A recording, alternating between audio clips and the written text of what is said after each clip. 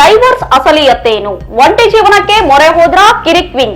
ಕೋಟ್ಯಾಂತರ ರೂಪಾಯಿ ಆಸ್ತಿ ಐಷಾರಾಮಿ ಜೀವನವನ್ನು ಹೊಂದಿರತಕ್ಕಂತ ರಾಜಮಾತೆ. ರಾಜಕೀಯ ವಿಷಯಗಳಿಂದ ದಾಂಪತ್ಯ ಜೀವನಕ್ಕೆ ಗುಡ್ ಬೈ ಹೇಳಿದ್ರ ಕಿರಿಕ್ವಿನ್. ಸಿನಿಮಾ ಮತ್ತು ಸೀರಿಯಲ್ಗಳಿಂದ ಅಶ್ವಿನಿ ಗೌಡ ಇಷ್ಟು ದಿನ ದೂರವಿದ್ದಿದ್ದಕ್ಕೆ? ಬಿಗ್ ಬಾಸ್ ಶೋ ಒಪ್ಪಿಕೊಳ್ಳಲು ಕಾರಣ? ಮತ್ತೆ ಇಂಡಸ್ಟ್ರಿಗೆ ಕಾಲಿಡೋಣ.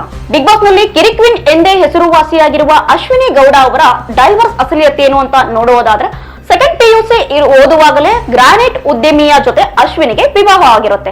ಇವರು ಸಿನಿಮಾ ನಿರ್ದೇಶನದ ಕನಸು ಕೂಡ ಏನ್ ಮಾಡಿರ್ತಾರೆ ಅಂದ್ರೆ ಕಂಡಿರ್ತಾರೆ. ಜೊತೆಗೆ ಸಿನಿಮಾ ನಿರ್ದೇಶನ ಕೋರ್ಸ್ ಕೂಡ ಏನ್ ಮಾಡ್ತಾರೆ ಬಿಟ್ಟುಕೊಟ್ಟಿರ್ತಾರೆ. ಇವರಿಗೆ ಪವನ್ ಕೀರ್ತಿ ಅನ್ನುವನು ಮಗನಿರ್ತಾನೆ. 2.5 ವರ್ಷದ ನಂತರ ಇವರಿಗೆ ಒಂದು ಮಗು ಜನನ ಆಗತ್ತೆ.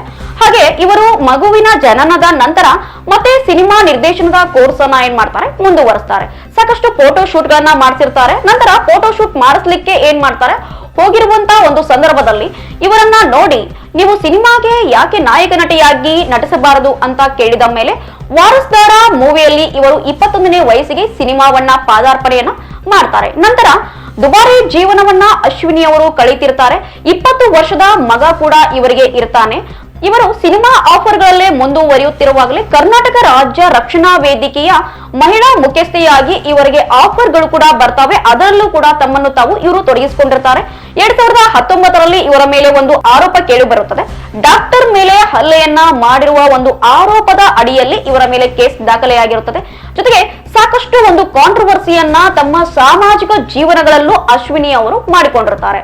ಜೊತೆಗೆ ರಾಜಕೀಯಕ್ಕೆ ಇವರು ಪಾದಾರ್ಪಣೆ ಮಾಡಿದಾಗ ಅವರ ಗಂಡನಿಗೆ ರಾಜಕೀಯ ಲೈಫ್ ಇಷ್ಟವಿರಲಿಲ್ಲ. ಹಾಗೆ ಅವರು ಸಾಕಷ್ಟು ಬಾರಿ ಅಶ್ವಿನಿಯವರ ಜೊತೆ ಇದನ್ನ ಪ್ರಸ್ತಾಪನೆ ಮಾಡಿದಾಗ, ನಾನು ಇನ್ನೂ ಬೆಳಿಬೇಕು, ಸಿನಿಮಾ ಒಂದು ರಂಗದಲ್ಲಿಯೂ ಸೆನ್ಸೇಷನ್ ಮೂಡಿಸಿರತಕ್ಕಂತ ಕಿಸ್ಸಿನ್ ಅವುಗಳಿಗೆಲ್ಲಕ್ಕೂ ಮನೆಯಲ್ಲಿ ಯಾವುದೇ ಒಂದು ಒಪ್ಪಿಗೆ ಇರದ ಕಾರಣ ಅವಾಗವಾಗ ಗಂಡ ಮತ್ತು ಹೆಂಡತಿಯ ಮಧ್ಯೆ, ಮನೆಯವರ ಮಧ್ಯೆ ಮನಸ್ತಾಪಗಳು ಸಾಕಷ್ಟು ಇರ್ತವೆ. ನಂತರ ಇವರು ರಾಜಕೀಯಕ್ಕೆ ಕಾಲಿಟ್ಟ ಮೇಲೆ ಅಷ್ಟೊಂದು ಏನಾಗಿಲ್ಲ ಅಂತಂದ್ರೆ ಮನೆಯಲ್ಲಿ ಒಪ್ಪಿಗೆಯನ್ನ ನೀಡಲಿಲ್ಲ. ರಾಜಕೀಯ ಕ್ಷೇತ್ರಕ್ಕೆ ಹೋಗುವಾಗ ಇವರ ಗಂಡ ಮತ್ತೆ ಇವರ ಮಧ್ಯೆ ಕಿರಿಕಾಗಿ ಏನ್ ಮಾಡ್ತಾರೆ ಅಂದ್ರೆ, 2004 ಮತ್ತು 5ರಲ್ಲಿ ವಿವಾಹವಾಗಿದ್ದ ಇವರು ಸತತ 13 ವರ್ಷಗಳ ನಂತರ ಏನ್ ಮಾಡ್ತಾರೆ ಅಂದ್ರೆ 2018ರಲ್ಲಿ ಡಿವೋರ್ಸ್ಗೆ ಮುಂದಾಗ್ತಾರೆ. ಗಂಡ ಮತ್ತು ಹೆಂಡತಿಯ ಒಪ್ಪಿಗೆಯ ಮೇರೆಗೆ ಡಿವೋರ್ಸ್ ಆಗತ್ತೆ. ಅದರ ಜೊತೆಗೆ ಇವರು ಸಿನಿಮಾದಲ್ಲಿ ಏನ್ ಮಾಡ್ಲಿಲ್ಲ ಅಂತಂದ್ರೆ ಸಾಕಷ್ಟು ಯಶಸ್ಸನ್ನ ಕಾಣಲಿಲ್ಲ. ನಂತರ ಸೀರಿಯಲ್ ಗಳಿಗೆ ಕಾಲಿಡ್ತಾರೆ.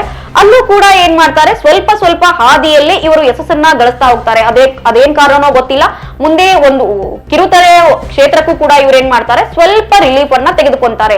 ಅದಾದ ನಂತರ ಇವರು ಕಾಣಿಸ್ಕೊಂಡಿದ್ದೆ ಬಿಗ್ ಬಾಸ್ 12ರ ಶೋನಲ್ಲಿ. ಸಾಕಷ್ಟು ಒಂದು ದುರಂಕಾರಿ ಪ್ರವೃತ್ತಿಯನ್ನ ಇವ್ರೇನ್ ಮಾಡ್ತಾರೆ, ಬಿಗ್ ಬಾಸ್ ನಲ್ಲಿ ತಮ್ಮ ಒಂದು ವೈಯಕ್ತಿಕ ಜೀವನದಲ್ಲಿ ತೊಡಗಿಕೊಂಡಿರ್ತಕ್ಕಂಥ ಅಂಶಗಳ ಜೊತೆಗೆ ಅದೇ same to same Bigg Boss ಅಲ್ಲೂ ಕೂಡ ಇವ್ರೇನ್ ಮಾಡ್ತಾರೆ, ದುರಂಕಕ್ಕೆ ಇಳಿತಾರೆ. ರಕ್ಷಿತಾ ಮೇಲೆ ಆಗ್ಲಿ, ಕಾವ್ಯನ್ ಮೇಲಾಗ್ಲಿ, ಗಿಲ್ಲಿ ಮೇಲಾಗ್ಲಿ, ಮನೆಯಲ್ಲಿ ಪ್ರತಿಯೊಂದು ಮಂದಿ ಏನ್ ಮಾಡ್ಬೇಕು, ನನ್ನ ಮಾತನ್ನೇ ಕೇಳುವಂತ ಒಂದು ಹಂತದಲ್ಲಿ ಇವ್ರೇನ್ ಮಾಡ್ತಾರೆ, ಪ್ರತಿಯೊಂದು ನಿರ್ಣಯಗಳನ್ನ ತೆಗೆದುಕೊಳ್ತಿರ್ತಾರೆ. ಹಾಗೆ ಕಾಂಟ್ರವರ್ಸಿ ಕ್ವೀನ್ ಅಂತಕ್ಕಂಥದ್ದು ಇವರ ಹೆಸರಲ್ಲೇ ಬಂದಿರತಕ್ಕಂಥದ್ದು. ಜೊತೆಗೆ TRP ಕೂಡ ಇವರಿಂದ ಕಲರ್ಸ್ ಕನ್ನಡ ಒಂದು ಬಿಗ್ ಬಾಸ್ ಶೋಗೆ ಬರ್ತಾನೆ ಇದೆ.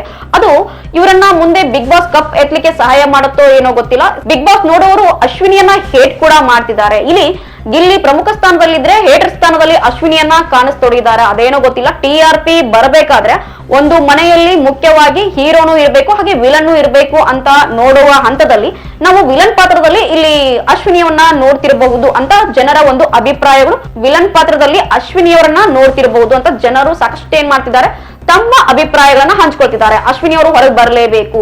ಜೊತೆಗೆ ಇವರು ಡೈವರ್ಸ್ ಆದ ಕಾರಣವೂ ಕೂಡ ಬಿಗ್ ಬಾಸ್ ನಲ್ಲಿ ಏನಾಗ್ತಿದೆ ಅಂತಂದ್ರೆ ಪ್ರಸ್ತಾಪ ಆಗ್ತಿದೆ. ಡೈವರ್ಸ್ ಆಗಿದೆ, ಆದ್ರೂ ಈ ಅಮ್ಮನಿಗೆ ಬುದ್ಧಿ ಇಲ್ಲ, ಜೀವನದಲ್ಲಿ ಯಾವ ತರ ಇರಬೇಕು ಅಂತ ಹೇಳಿ ಸಾಕಷ್ಟು ಸೋಷಿಯಲ್ ಮೀಡಿಯಾದಲ್ಲಿ ಇವರ ವಿರುದ್ಧ ಕೆಟ್ಟ ಕಾಮೆಂಟ್ಗಳು ಕೂಡ ಬರ್ತಿವೆ. ಏನೇ ಆಗ್ಲಿ TRP ಒಂದು ಸ್ಥಾನವನ್ನ ಗಿಟ್ಟಿಸಿಕೊಡುವಲ್ಲಿ ಇವರ ಪಾತ್ರವೂ ಕೂಡ ಬಹಳಷ್ಟಿದೆ ಅಂತ ಹೇಳ್ಬೋದು. ಕಪ್ಪನ್ನ ಅಶ್ವಿನಿ ಅವರು ಗೆದ್ದುಕೊಂಡು ಹೋಗ್ತಾರಾ ಅಥವಾ ನೆಕ್ಸ್ಟ್ ವೀಕ್ ಎಲಿಮಿನೇಷನ್ ಆಗಿ ಹೊರಗೆ ಬರ್ತಾರಾ ಅಂತ ಕಾಯ್ದು ನೋಡೋಣ. ನಮ್ಮ ವಿಜಯವಾಹಿನಿ ನ್ಯೂಸ್ ಚಾನೆಲ್ನಲ್ಲಿ ಪ್ರಮೋಷನ್, ಜಾಹೀರಾತು, ಅಡ್ವರ್ಟೈಸ್ಮೆಂಟ್ ನೀಡಲು ಸಂಪರ್ಕಿಸಿ 9535808456.